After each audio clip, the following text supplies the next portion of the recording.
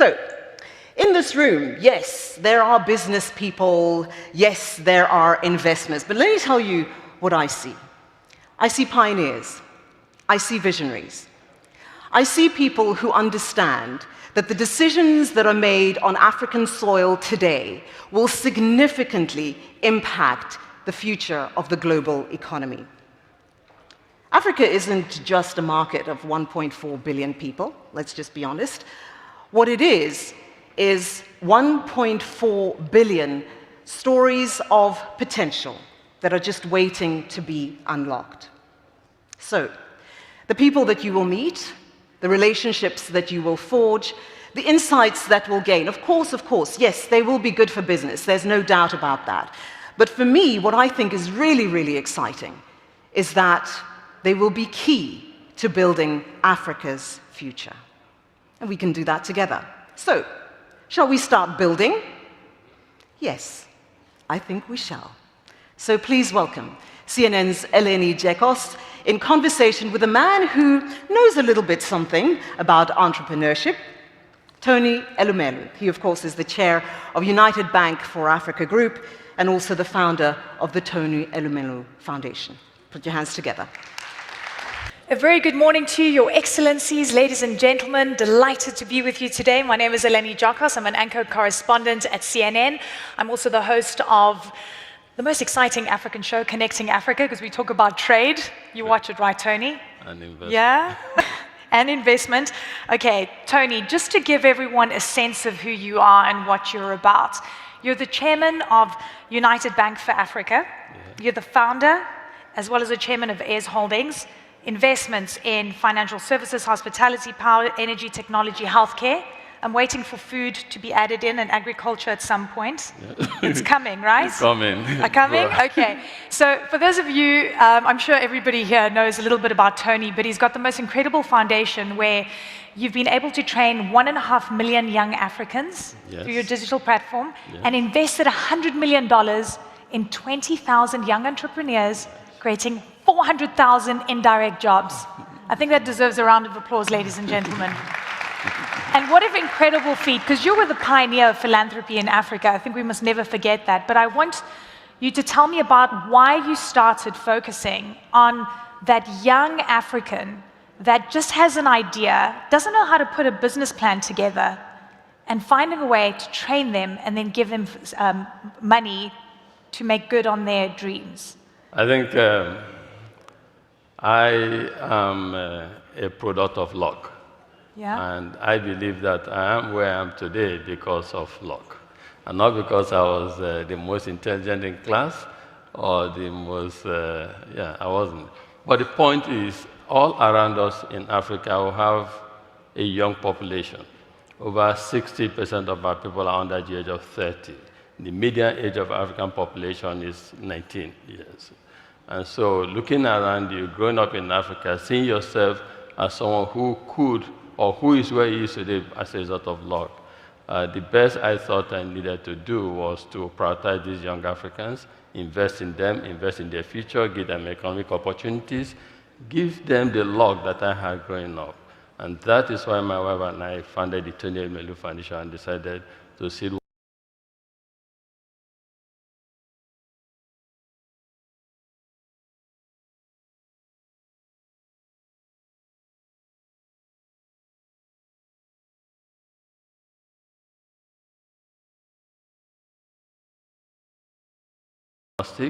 and so it's all about playing our own role in dealing with the issue of poverty alleviation, playing our own role in making sure that everyone, especially our women, are involved in economic activities on the continent, making sure that we create jobs. I believe that joblessness is a betrayal of a generation. Yeah. And when young people go to school and they are unable to find jobs, they embrace other vices in society. And we turn back and blame them. But then we ask ourselves, what role did we play in helping to give them economic hope? And I believe that for too long we relied on government to do everything. That also the private sector should play a role supporting them. So I think you missed something in the formula, because I've known you for many years and you said luck, but actually, I know you, Tony. It's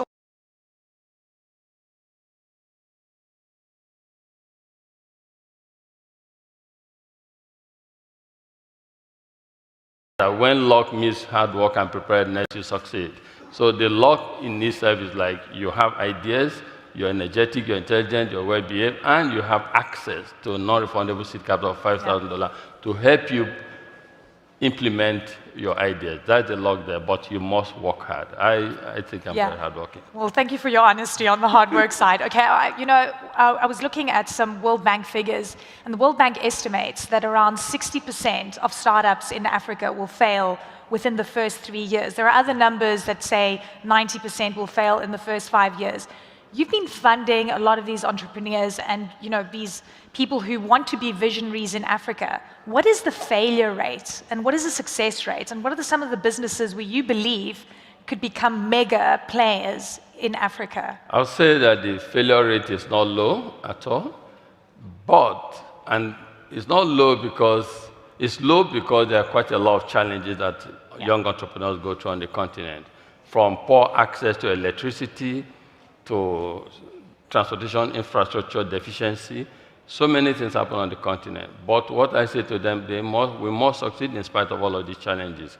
The failure rate is high, but from the people we have funded, the 20,000 young African entrepreneurs we funded, we've seen quite a lot of successes. And that is what encourages us. That's what makes us talk to others and say, can we partner together and let's even do more, because the continent needs a lot of such interventions. I believe that as we engage in advocacy with our government, trying to create the enabling environment that will allow these young entrepreneurs to succeed, as Friends of Africa also support in different capacity building initiatives, that the failure rate we see will change. And you don't say you will not, as entrepreneurs also, you don't say you will stop supporting them because some fail. If in a class of 10 you have 4 to 5 who succeed and succeed big, they can help also to lift more others up.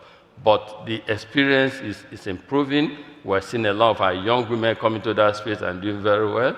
We're seeing young ones in tech sector. We're seeing women in agriculture. And so it's improving, and I want to see more of this. We should not be deterred by the failure that we see. We should aim to succeed in spite of that. I'm glad you mentioned women entrepreneurs. You mentioned it a couple of times. And actually, the informal economy on the African continent is the lifeblood of the African continent. It is. And by the way, women are a big, players in that, whether it's the mama mbogas in Kenya that sell fruit and vegetable, or what we see on cross-border. But actually, I don't know if a lot of people know this, there's no equality in your house.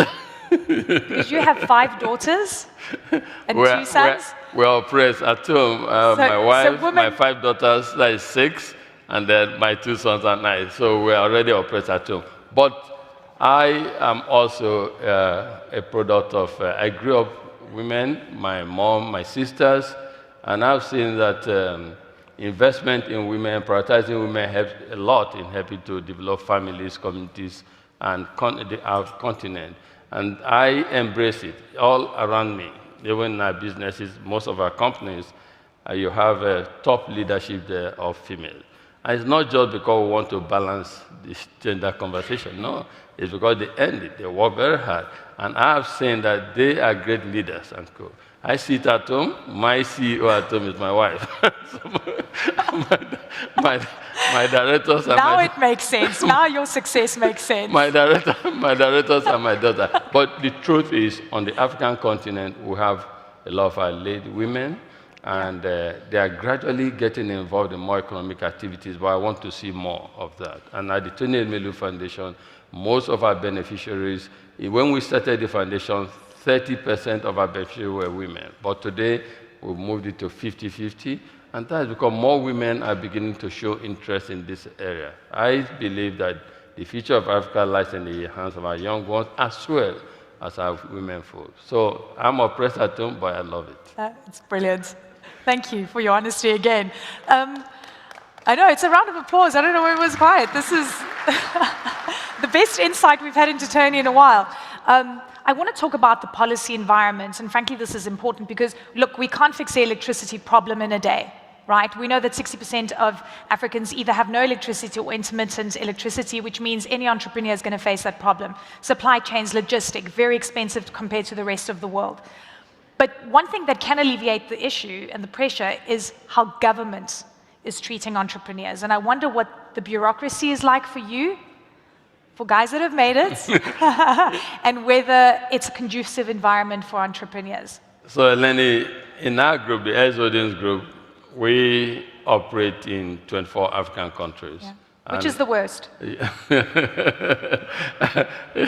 I don't want my business close to me, but the truth is, as Tumi said, Africa is a continent. Yeah. It's a continent of 54 countries, and I don't use one brush to just paint the entire continent.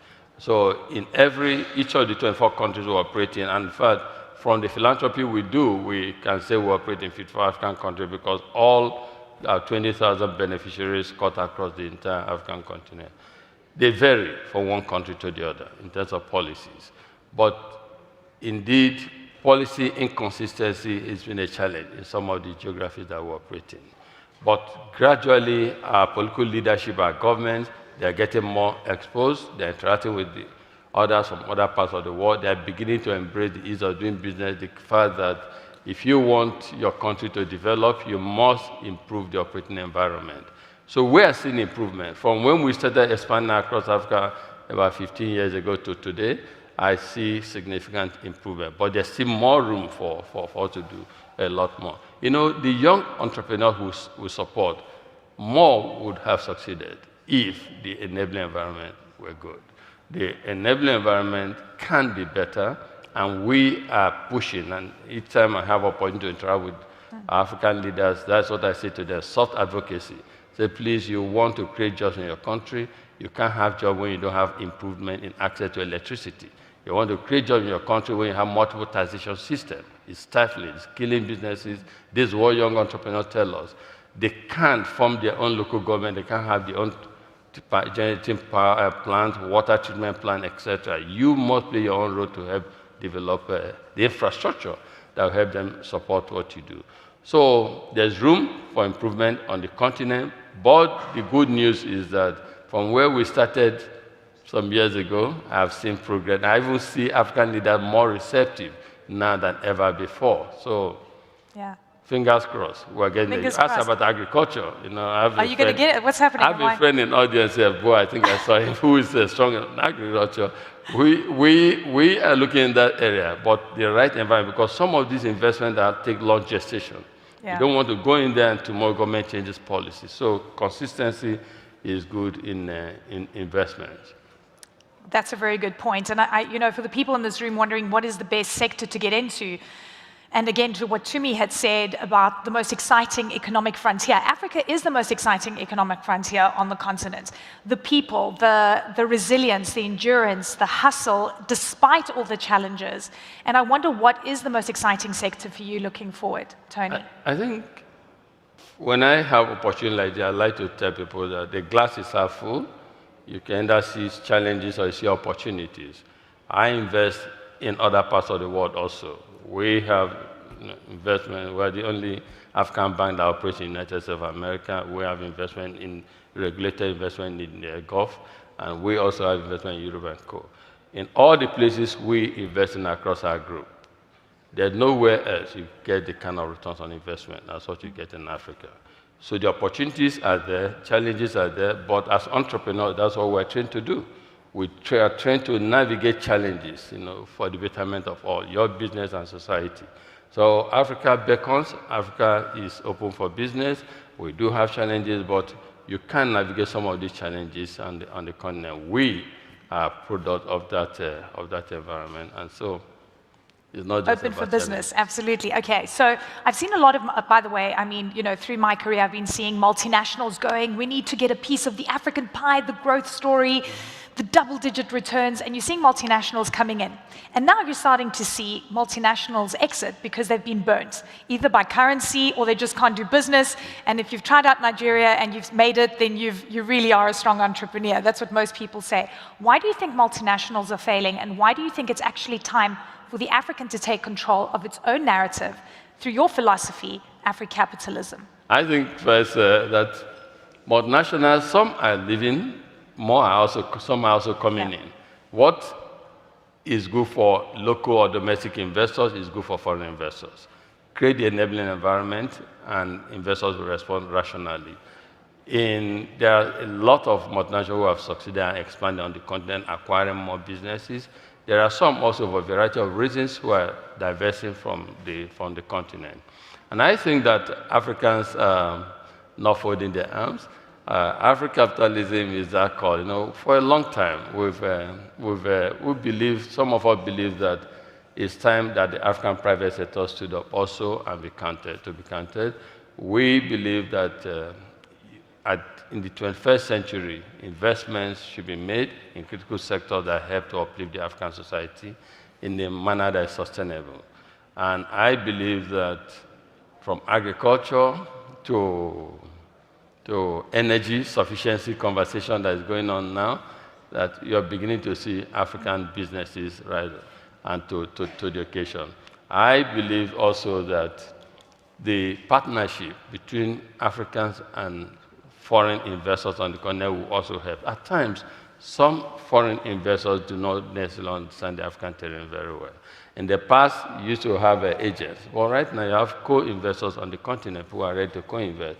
We have African Finance Corporation. I saw the CEO here.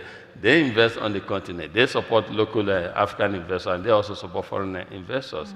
So some of those challenges that some used to have, even especially the local investors about access to capital, is gradually improving. And as we see more improvement in policy consistency on the continent, I believe that young African entrepreneurs and African private sector will even do more. And perceptions of risk, by the way, that have been one of the biggest issues towards Africa are going to start changing because perceptions of risk, risk and reward. It's risk the and funding reward. issue. It's risk and reward. You know, that's why I said before that sometimes look as if the glass is not it looks, the glass is half full.